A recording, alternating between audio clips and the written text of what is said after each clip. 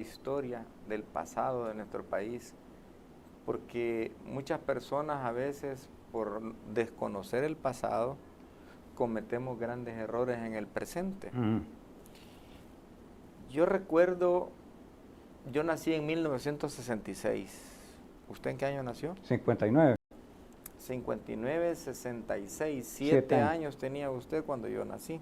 Entonces usted ya Recuerdo que su año de nacimiento fue el año del primer terremoto que yo viví. Y también la guerra de Honduras. No, eso fue 3 años después, en el 69. 69 fue.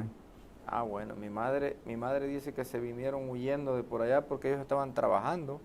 Y a tiempo se vinieron porque a cuantos salvadoreños le pudieron caer, o lo masacraron, o lo mutilaron, o de mínimo lo internaron en un campo de concentración. A mi hermano Hugo, por breves días, como por 6 días, lo metieron en un campo de concentración, pero lo más decentito que había, porque era un estadio. Y como era para los salvadoreños de clase media, porque él era estudiante del Zamorano, y ahí habían metido a otros salvadoreños que no se habían ido como refugiados políticos, sino que a estudiar Honduras, cuestiones agrícolas, pues por lo menos tenían sus 3 tiempos de comida, pero ya les habían cantado que si nadie venía por ellos, pues... En sí, ¿cuál fue la verdadera realidad de la guerra del Salvador con Honduras? Porque unos dan paja que por el fútbol, que perdió Honduras con El Salvador. Hoy que nos zampó 4-0, ya hubiéramos ido a invadir nosotros. Hubo 4 causas. En primer lugar, Honduras se metió en un proceso, considero yo, que para ellos es muy necesario de reforma agraria, porque recuerde usted que ese es el periodo cuando todas las dictaduras y gobiernos militares de América Latina, y hago la diferencia entre dictadura y gobierno, porque había gobiernos militares en aquel momento en América Latina que legítimamente habían ganado por elecciones, no habían llegado a punto de tanquetazo y no habían sido elecciones amañadas. Era un periodo de la historia en que los militares eran muy populares aún por esta zona. Entonces, todos estos gobiernos se habían trazado que para evitar problemas de guerras de guerrillas en el futuro era menester hacer reforma agraria a fin de crear clase media en el campo. Que aquí quien finalmente lo vino a medio lograr y luego desapareció, manejo que se hizo de la banca por parte de Arena, pero principalmente del licenciado Cristiani, con posterioridad a la firma de los acuerdos de paz, fue el ingeniero Duarte. Gracias a que él profundizó los procesos cooperativos en el campo salvadoreño, toda esa población campesina no se nos fue a la guerrilla. Aún así, hubo mucha que se fue a la guerrilla. Si no hubiera habido cooperativas, se va toda. Pero eso se quería evitar desde antes de que hubiera guerras. Entonces los hondureños entraron en eso y una de las medidas que tomaron fue, bueno, había una ley de reforma agraria que creo que está vigente todavía en Honduras, pero ya no la aplican, que de la manera como estaba redactada tenían que quitarle tierras también a la United Fruit Company, una corporación internacional norteamericana de cultivo de frutas con calidad enlatada, que prácticamente era la dueña de Honduras. Entonces ellos no le podían quitar las tierras a la United Fruit porque se quedaban sin la mayor fuente de ingresos para el Estado a través de fiscalidad y en lo que era fuentes de trabajo. Entonces dijeron, bueno, si no le podemos quitar sus tierras a la United Fruit, entonces ¿a quiénes sí?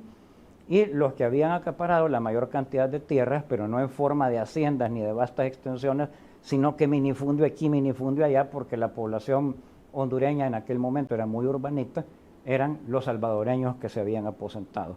Entonces dijeron a quitarle solo a los salvadoreños. Entonces el clamor entre nuestros conciudadanos, unos ya naturalizados y otros no, fue bueno, ¿y esta ley cómo es? Pues porque solo a nosotros nos afecta. ¿Por qué no afecta a un hacendado hondureño? ¿Por qué no afecta a la United Fruit? Por ejemplo, las propiedades de Mel Zelaya, que hoy se las da de que revolucionario y con el pueblo y todo. Si eso es prácticamente un país entero. Lo que tiene entre él, su parentela y los papás viene siendo como la zona oriental de El Salvador y no fue afectado por esa ley.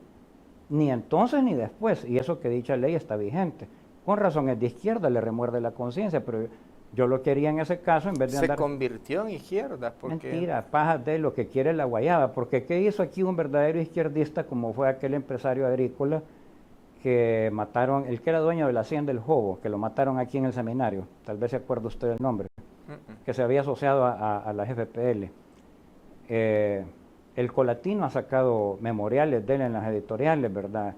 El empresario rojo, el empresario con el pueblo, no me acuerdo el nombre de él, pero El Jobo era con mucho antes de la reforma agraria salvadoreña, quizá la mejor hacienda de la República de cultivos diversos.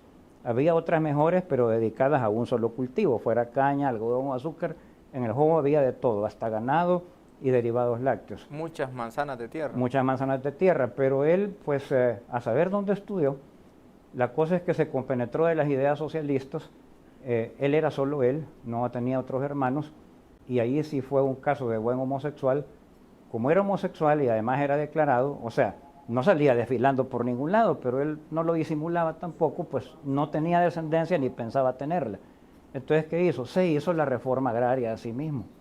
Y es una reforma agraria que cuando cayó la del 15 de octubre, la que fue consecuente al golpe que dieron nuestros militares, ya sobre esa reforma agraria que él había hecho en el Jobo, ya no añadieron más, porque era perfecta. Claro, se reservó algo para vivir bien, pero no necesitaba todo. Entonces yo ahí es donde digo, ¿y por qué Mel no hace lo mismo? Pues le creería yo más a eso, a que ande echando la gente encima del aeropuerto militar, de los cuarteles y todo, a tratar de saquear arsenales y demás, ¿verdad? Entonces, o sea, obras son amores, entonces, no paja. ¿por qué fue así la guerra? Bueno, entonces, porque en Honduras se quiso hacer la reforma agraria solo a costillas del trabajo de los nuestros, y sobre todo de los nuestros pequeños. Entonces, lo que estaba diciendo el gobierno del general Óscar Armando López Arellano, que era como se llamaba el presidente militar de Honduras, era, miren, es cierto, ustedes nos compraron la tierra, pero sus contratos no son válidos. Entonces de una vez decime, me estás robando. Las escrituras. Ajá, y el salvadoreño de aquella época, que no era como el de ahora, no andaba con iPod y tablets y... Sí, Álvarez Córdoba. Yo le agradezco y le agradezco al oyente que habló. El salvadoreño de aquella época, que no era invertebrado como Enrique el de ahora. ese sí se llamaba el que se hizo la reforma agraria acá. El que le dio tierra a los pobres. Ajá, que es el que estoy poniendo yo ejemplo de lo que debería hacer Mel Zelaya y un montón de empresarios que se la llevan de izquierda en Brasil y en todos estos, y andan en los partidos de izquierda, pero en Rolls Royce, ¿va? No, Álvarez Córdoba sí tomó una medida socialista con su patrimonio familiar. Pero los de izquierda siempre regalan lo ajeno, lo de no, ellos. Pero él sí regaló. Lo de ellos no le regalan ni una cora a nadie. Pero él sí regaló lo de él. Fue una excepción ilustre que debería ser imitada, sobre todo ahora por los del frente que acaban de salir, porque tal vez así recuperamos algo de lo que se llevaron.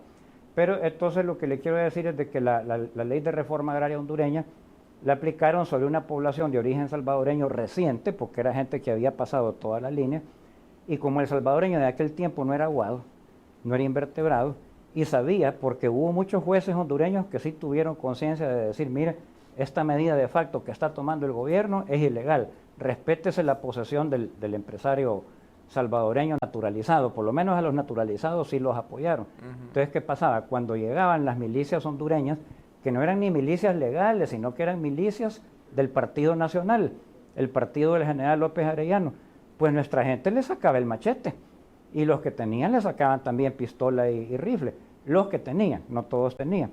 Entonces estas milicias empezaron a ejecutar a nuestra gente, empezaron a abrir fuego, y en otros casos se la llevaron a campos de concentración, de los que no salieron todos.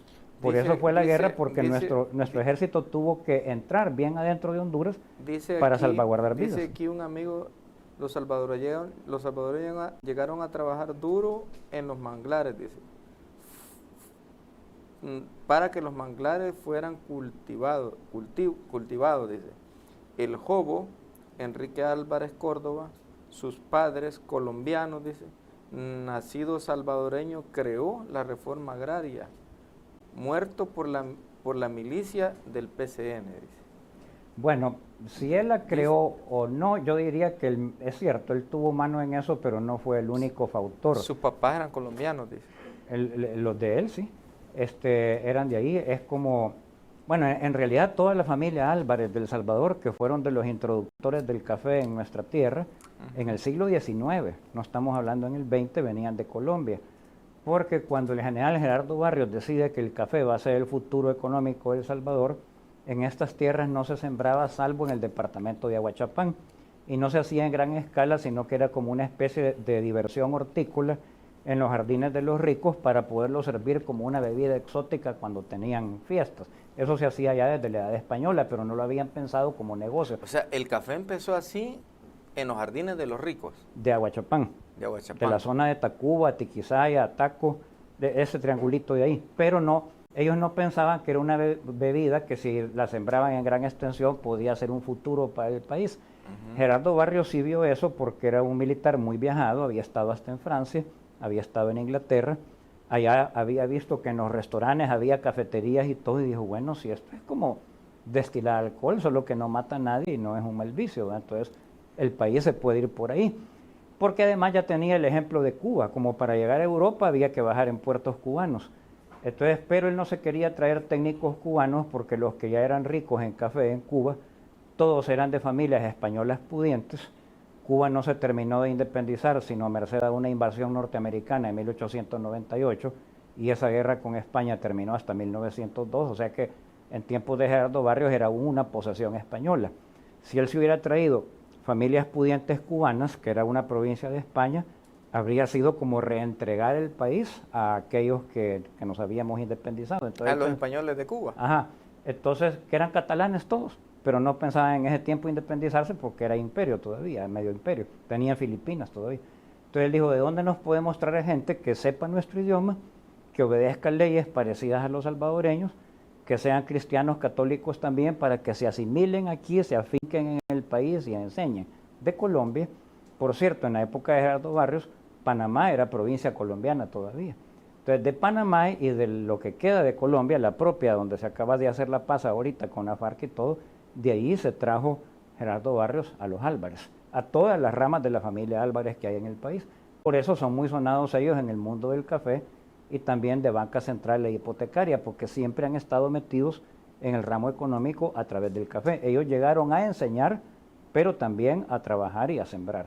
Ahora, sus papás los echaron la Guardia Hondureña o la Mancha Brava, se llamaba la milicia, armada por este partido de Honduras. No era una milicia que tuviera presupuesto del Estado y ley, era como orden aquí, que era como la defensa civil.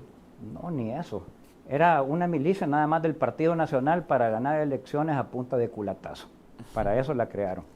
Entonces hubo mucha gente que nos ponemos a pelear contra estos, porque sí podían hacerlo. Nos vamos a poner a pelear contra el gobierno de Honduras. Entonces toda la gente de Honduras se nos va a echar encima, porque alguna gente sí ayudó bajo de agua. Entonces muchos tomaron la decisión de volver. Pero como volvían despojados, macheteados, muchas de las mujeres violadas, bueno, con abuso y medio, vino una indignación nacional que en cierto momento, y ese sí es un mérito de Colatino que quiero yo reconocer, estaba don Miguel Pinto todavía director, dijo, bueno, si aquí no tenemos ejército para que nos defienda internacionalmente, quiere decir que tenemos ejército únicamente para oprimir a la población. Y eso lo sacó en un editorial y en primera plana. Pues el ejército, si algo tiene, es que en El Salvador al menos sabe leer. Y captó la idea y ahí fue el bombardeo aéreo y la entrada en Honduras con el objetivo no de invadir el país, ni de anexarnos ninguna parte de Honduras, porque los límites estaban ya casi completamente definidos, excepto los bolsones que nos quedamos peleando después, que no fue a raíz de la guerra, sino que porque eran zonas que los españoles no dejaron definidas cuando se fueron de estas tierras. Ese era pleito mucho más viejo. La invasión fue para llegar a los campos de concentración y detener que no fuera a haber una matanza generalizada. Entonces fue mentira que la guerra del fútbol.